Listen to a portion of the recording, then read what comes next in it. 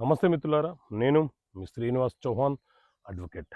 మిత్రులారా, నిషేధపు జాబితాలో ఉన్న భూములను కొనుగోలు చేయవచ్చా? కొనుగోలు చేస్తే లాభమా నష్టమా? సో మిత్రులారా, మన దేశంలో రిజిస్ట్రేషన్ యాక్ట్ 1908 అనే చట్టం ఉంది. అలాగే ఆస్తి బదలాయింపుల చట్టం అమల్లో ఉన్నది.